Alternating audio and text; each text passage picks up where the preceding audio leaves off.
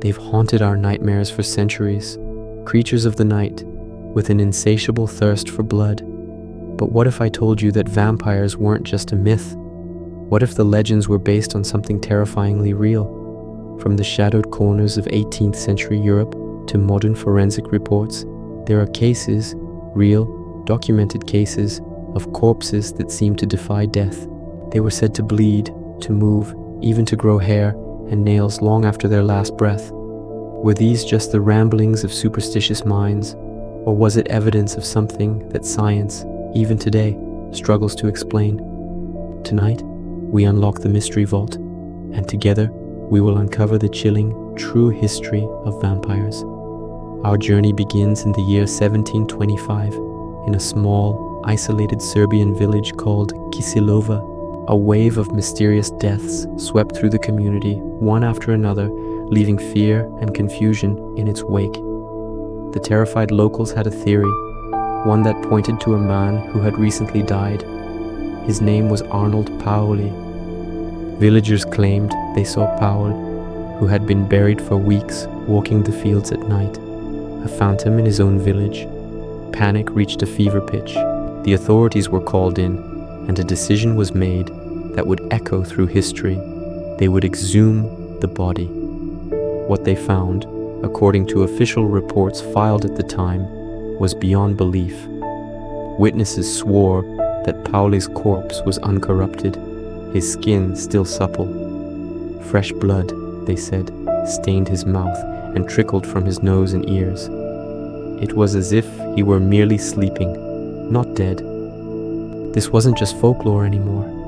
This was Europe's first official, documented vampire investigation, led by an Austrian military surgeon. The report he filed would set the continent ablaze with a fear it had never known. Within a few short years, the panic that started in that small Serbian village had become a full-blown epidemic of fear. It spread like wildfire across the Austrian Empire, into Germany, and even to the heart of Enlightenment in France. This wasn't just village gossip anymore. It was front-page news. Newspapers, the new media of the era, printed sensational headlines about vampire outbreaks, fueling the public's terror. The establishment was forced to react. Priests, armed with holy water and crosses, performed dramatic exorcisms over suspected graves. Governments, trying to quell the hysteria, took drastic measures. They ordered public autopsies, often in the middle of town squares, to prove or disprove the claims. In some extreme cases, officials even sanctioned the decapitation of corpses and the staking of hearts, hoping to put the undead to rest for good. Imagine the scene, the age of reason, a time of scientific progress and rational thought, was now confronting something it couldn't explain. Bodies that simply refused to decay according to the laws of nature. The vampire was no longer a creature of myth. It was a public health crisis, a political problem, and a terrifying mystery that defied logic. But where did this idea truly come from?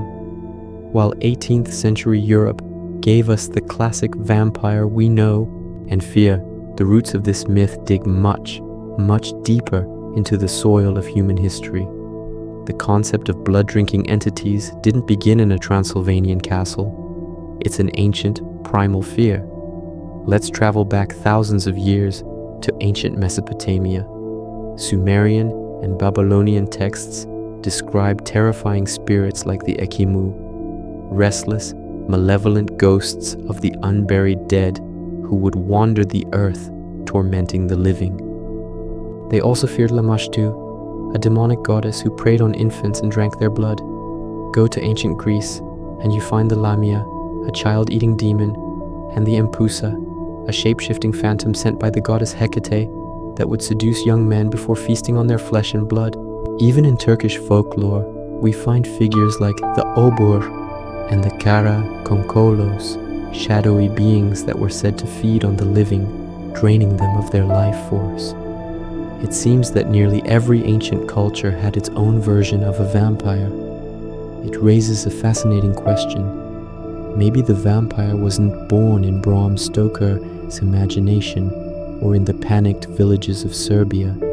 Maybe it was simply remembered from something far older, a collective memory of a threat that has stalked humanity since the dawn of civilization. So, how do we reconcile these historical accounts with modern science? Forensic pathology today can explain many of the phenomena once attributed to vampirism. When a body decomposes, gases can build up inside the torso. This bloating can force blood-tinged fluid out of the mouth and nose, making it look as though the corpse has been feeding. The skin can tighten as it dehydrates, pulling back from the nails and hair, creating the illusion that they have grown. The groans and sighs that terrified villagers heard, that's just gas escaping the body as it's moved or staked. Every supernatural sign had a natural, if gruesome, explanation. Case closed, right?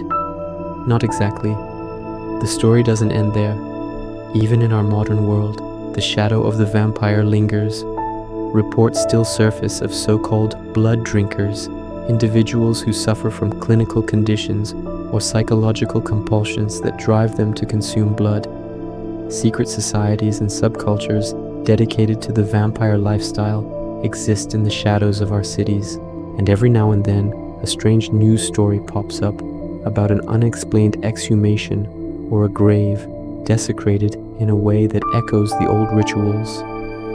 Perhaps it's not the myth itself that has survived all these centuries. Perhaps it's the human instinct, the deep-seated need to believe in it, to believe that some things refuse to stay buried. So, we come back to our original question. Were vampires real? Maybe not the cape-wearing, bat-transforming monsters of Hollywood cinema, but the historical record is undeniable. For centuries, people believed they were real because of things they saw with their own eyes, things we now explain with science. But that explanation doesn't erase the terror they felt. It doesn't erase the bodies that were staked, burned, and decapitated. In a world where blood has always symbolized life, and its loss means death, perhaps the legend of the creature who steals it was always destined to be more than just a story. Perhaps it was closer to a fundamental truth than we're comfortable admitting. History still has secrets buried just beneath the surface. If you want to dig them up with us, make sure to subscribe to Mystery Vault and ring that notification bell. Thank you for watching, and remember to question everything.